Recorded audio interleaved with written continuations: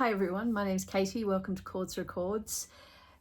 This album, 50 years old this year, and Patti Smith has just announced a European tour to where she's going to be playing the entirety of Horses.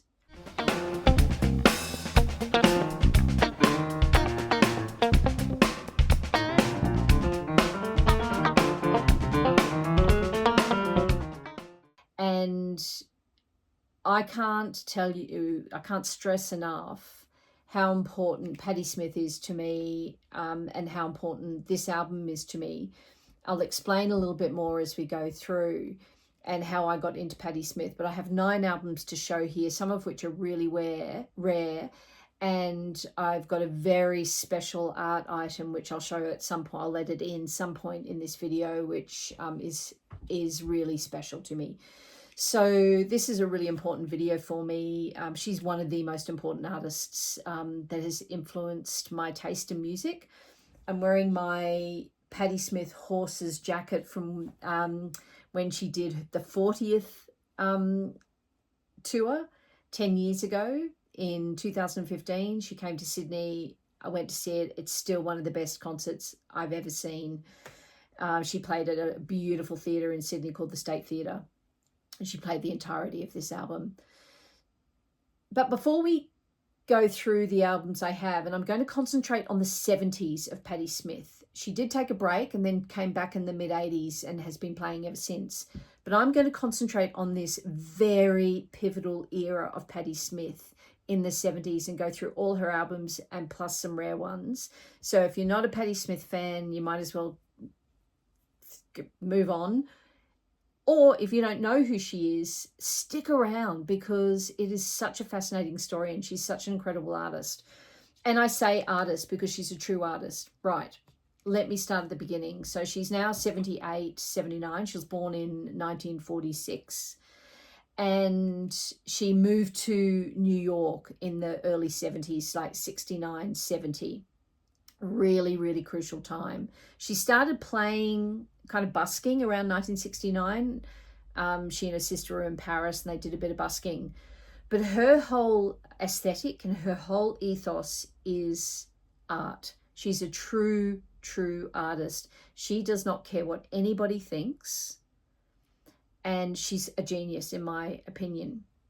How I got into her, I'll give you the very short version, is I was a photographer in my earlier kind of life. I was in my teens. I was absolutely obsessed with Robert Mapplethorpe, completely and utterly influenced my art. And that's how I discovered Patti Smith, was through Robert Mapplethorpe. It wasn't the other way around. And so I then started sort of reading everything I could about him, bought all the books. I have an amazing book collection of Robert Mapplethorpe, which I might insert at some point, some shots of my books, and soon discovered the relationship that he had with Patti Smith. So who was Robert Mapplethorpe? He was a famous photographer predominantly in the 70s and then in the 80s, and he ultimately passed away of AIDS in the 80s. He was incredibly pivotal in the New York scene. So Patti Smith, we'll start at the beginning. So she arrives in New York and moves into, she meets Robert Mapplethorpe. They become incredibly dear friends, which lasted their entire life, his entire life. They were in a relationship for a while, and he took photographs of some of her album covers, this being one, this pivotal album in 1975 of Horses, which was her debut full album. But let's go back. In 1970-71, Patti Smith met Lenny Kaye, who was an electric guitarist, and they first performed their full proper live show in the early 70s. And to this day, Lenny Kaye is still in the band, which is just incredible. So the first public appearance in that kind of format was 1971. So they were playing as a live band for much of the early 70s. She was also a poet, and that's where kind of she's a writer first and foremost. She's a performance poet, and a lot of her music is her poems put to music. And on most of her records, she'll have some kind of spoken word. So she's just an extraordinary writer, lyricist in that respect, from an artistic perspective. And she's very much in the Andy Warhol, Velvet Underground kind of scene of that New York kind of punk coming through. And she did a residency with television in 1975. Or I think it was actually it was in 1975 at the famous New York club CBGB's for 2 months. And she was spotted and signed to a record deal. And that's a couple of months later, that's how this album came about. The bootlegs I have start around then.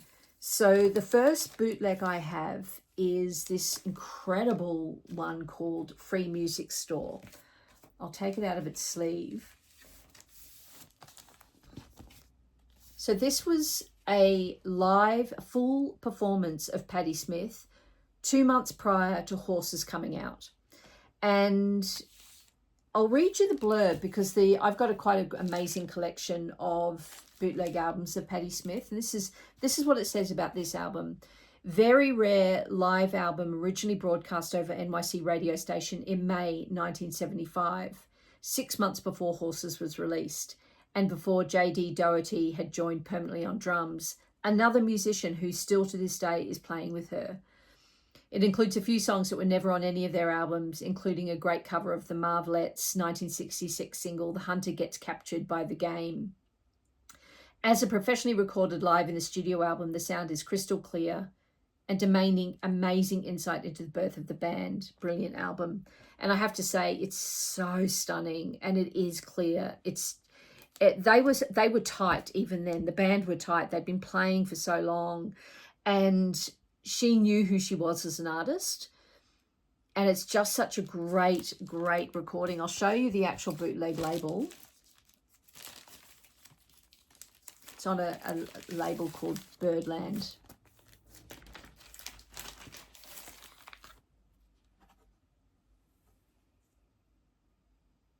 Patti and the Space Monkeys Free Music Store is what it's got written on it. And it's actually got all the tracks on there, so it's kind of like an unofficial recording. And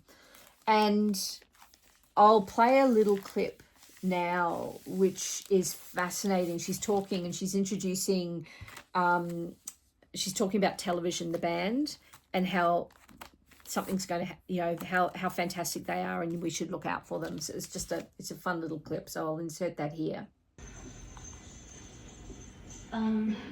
This song's, me and Tom Verlaine of Television wrote this song, and Television is a great group, and hope y'all really pick up on them. Yeah. Well, Television will do that for you. Great. And this is about a dream I had about, I had this dream that I took this car in a clearing and stopped it. I got out of the car and there was this big marble slab sitting in the middle of this clearing. It's like this lake pouring down.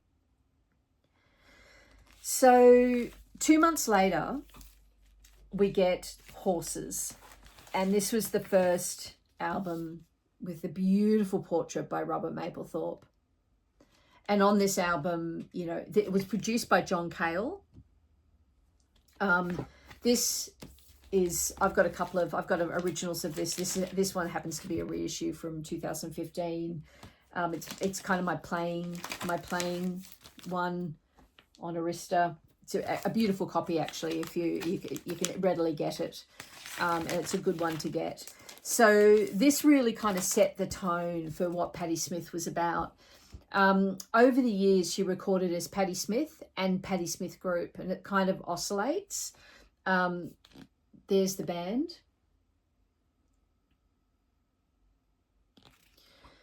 So in this year, she's going to be doing gigs that are the entirety of this concert, and if you can go see it, do. She's still in fine form, although recently she did have a slight hiccup in Mexico, I think it was, where I think she fainted on stage. So everyone was a little bit worried about it, but she's in fine health. Okay, so 1975, pivotal era. Patti Smith's living with Robert Mapplethorpe at the Chelsea Hotel. She's having sort of really emerging success. She's released this album. It's done really well. And then my next bootleg is live in Washington in 1976. And this one's called In Heat. And so this was at the live at the Cellar Door in Washington, D.C. And this is very much singing all the songs that she'd been playing for years, that was on Horses and that were coming up on her next album. So this is the label here. It's been written on because as all good bootlegs, sometimes you don't know what's on there. So the person's written what's on there. A really fantastic bootleg. And I think this one's kind of semi-red. You see it every now and then in Heat. Look at her in her kind of all her glory. So interesting kind of timing with this. So we're talking the mid 1976. So she was really a punk artist. She was talking about social, political events. She was a poet. She was really into Rimbaud, the French poet. And look at her in her leather jacket there. She was hanging out at the Chelsea Hotel, having a lot of fun. At the same time, the all-girl group, the Runaways, were releasing their album and having quite a lot of success. And the kind of rumor or folklore is that these two kind of punk rock female powerhouses did not get on. Patti Smith didn't rate the Runaways at all, so Joan Jett. And you don't see Patti Smith too much with other women artists. She's very much a kind of male artist. She appreciates kind of male artists and rock kind of far more. That she doesn't hang out too much with other female musical artists. But what's really important is because she was an artist and she was really into photography, and she still is really into photography, she developed deep relationships with female photographers of the time, which I'll talk about coming up. So that was 1976, that bootleg. And then she released her second album. So Horses was palatable. It was hooky. It was good rock music. It was borderline not punk. And then she released her second album under the Patti Smith Group moniker called Radio Ethiopia. And this was far more inaccessible, far less accessible, I should say. She was kind of reverting more towards her punk roots. This one definitely wasn't as successful as Horses, except it's one of my favorite Patti Smith albums. It's pure. It's her at her rawest, in my opinion. It's guttural. It's ferocious. I just think she's a genius, you can tell. A little bit of a comment on the photos on this album, because it's really the photography and the art with her albums, for me, go hand in hand. So this one, the back one was a photograph of the band, was by a photographer called Lynn Goldsmith, who really is her best kind of photographer girlfriend to this day. Last year they released a book together, a coffee table book together, and have known each other all these years. And the front one was a photographer called Judy Lynn, which I've got a beautiful, beautiful book back there, which I'll show you in a minute, of all Judy Lynn's photographs of Patti Smith. But this one in particular made the cover of Radio Ethiopia. This is my US first press on the pale blue Arista label. So that was 1976, and that was her second album. All her albums have beautiful prose written on there, usually in either on the back cover or in a folded insert, liner notes, with her writing on it. I'll just give you a look at this beautiful insert of Radio Ethiopia. I won't go into what's in here. It's a haunting piece of writing, very much activist writing. Really worth getting her albums for those liner notes. Okay, so the next album I want to show, or the next two actually, are 12 inches. And the first one is Gloria. This song, needs no explanation. The reason I'm keeping the plastic bag here is because it's in a paper bag. As you can see how it's all kind of coming apart there.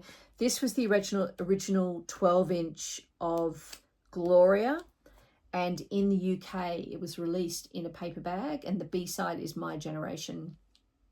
Fantastic. It's the uncensored My Generation 2. Really, 1977, very happy to have that. Don't play it often. It's in shit condition. It's just awful, but it's nice to have the original paper bag. And the other 12-inch I wanted to show was one called Set Free, which you don't see as much. Let me just remind myself what's on the B side of this. So you can see there. So that brings me to the next album, Easter, which that 12-inch was promoting. Look at that beautiful photograph. So this was another Lynn Goldsmith cover. And this had the famous Bruce Springsteen penned song Because the Night, which is probably her most famous track. I think most people would know that track. So that came out in 1978. So she's had Horses 1975, Radio Ethiopia 1976, Easter 1978, with all these beautiful photographs on the cover, and there's the band. And so there were still sort of these fantastic bootlegs being released around this time. So I've got this one called Paris 1978, which is a live 1978 album. It's just brilliant. It's true bootleg. Let me just show you the fantastic label.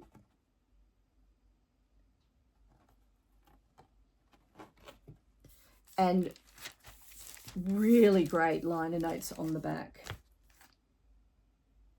there. Just having a look. If they say, it doesn't say who wrote the liner notes. I think it's one big interview. This is such a great live. She's a wonderful live performer, which is why it's so exciting. She's doing this Horses tour. If you can see her live, do. And that's why I think there are so many live recordings of her, because the band is so tight. She is such a brilliant performer, and I'm very lucky to have these albums. And then the next album is another bootleg. This is one that was recorded in May 1978, called You Light Up My Life, which I'll read you the blurb on here. Original first pressing, live in Los Angeles, May 1978, just 2 months after Easter was released. Patti's on fire and the band is nihilistically awesome. Such a great performance and great sound quality too. And this is the condition of this was mint minus. it's again another amazing bootleg of another great live performance.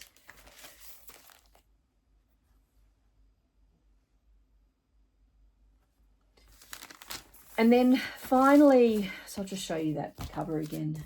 Didn't get a good enough look at it.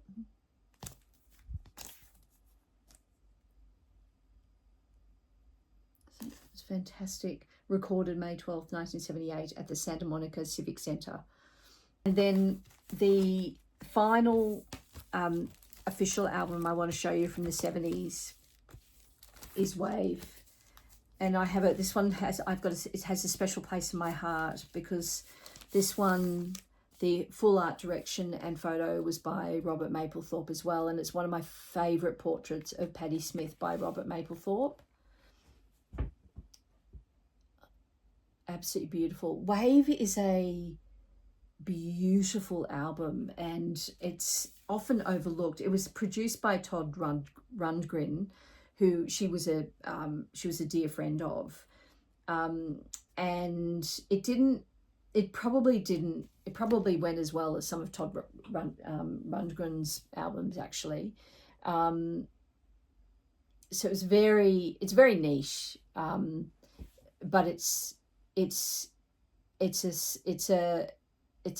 when I think of this album, I think of swimming. I don't know why, but the vibe is beautiful. They've been playing now for almost 10 years together. They're really tight.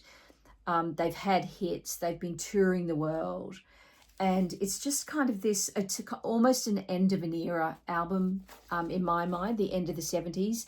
And there's a poignancy to it, which is kind of an odd thing to say about a kind of a punk rocker, but it's just such a beautiful album. Again, on Arista, I've got a US original of this, which I think this one is. Yes, it is. So that was released in 1979. And then what happened is she took a break for many years. She married Fred Smith. I won't go into all that, but she moved away, had children, and then she returned in the mid-80s and kind of resurrected her career, resumed her career. Her husband and brother passed away kind of within months of each other, quite tragically, and she's been performing ever since. And as I said, we were lucky enough to see her in Sydney. Now, I would just want to show you something that's really special. I alluded to it at the beginning of this video.